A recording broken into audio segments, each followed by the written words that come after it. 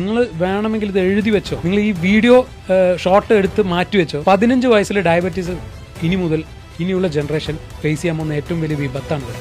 ബിസ്ക്കറ്റിന്റെ പാക്കറ്റിൽ ഒരു 10 രൂപന്റെ ബിസ്ക്കറ്റിന്റെ പാക്കറ്റ് എന്ന് വെക്കാം. അതിനകത്തൊരു 10 ബിസ്ക്കറ്റ് ഉണ്ടെന്ന് തന്നെ വെച്ചോളൂ.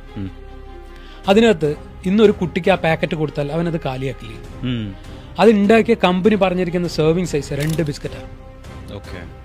10 ബിസ്ക്കറ്റിൽ അത് 5 പേർക്കുള്ള 10 രൂപന്റെ 10 ബിസ്ക്കറ്റ് എന്ന് പറയുന്നത് 5 പേർക്ക് കഴിക്കേണ്ട പാക്കറ്റാണ്. നമ്മളത് ഇന്നൊരു കുട്ടി കൺസ്യൂം ചെയ്യുന്നത് മുഴുവൻ കൺസ്യൂം, കുട്ടി വേണ്ട നമ്മൾ കൺസ്യൂം ചെയ്യില്ലേ ഫുള്ളായിട്ട്.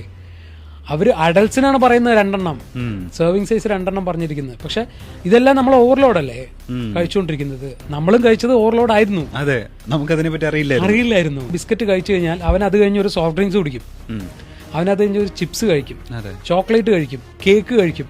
എത്രത്തോളം ഷുഗറായി ആ ഒരു ദിവസം കഴിക്കുന്ന കൺസ്യൂം ചെയ്യുന്നത്. പറയുമ്പോൾ ഞാൻ ബിസ്ക്കറ്റ് ഒന്നല്ല ഇത്രയല്ലേ കഴിച്ചുള്ളൂ. കഴിക്കുന്ന ഫുഡ് മാത്രം അവർ നോക്കുന്നുള്ളൂ, എത്ര കാറ്റഗറി ഉണ്ടെന്ന് നോക്കുന്നില്ല. അപ്പൊ അത്രയധികം ഷുഗർ. നിങ്ങൾ വേണമെങ്കിൽ ഇത് എഴുതി വെച്ചോ. നിങ്ങൾ ഈ വീഡിയോ ഷോർട്ട് എടുത്ത് മാറ്റി വെച്ചോ. 15 വയസ്സിൽ ഡയബറ്റീസ് ഇനി മുതൽ ഇനിയുള്ള ജനറേഷൻ ഫേസ് ചെയ്യാൻ പോകുന്ന ഏറ്റവും വലിയ വിപത്താണ് ഇവിടെ.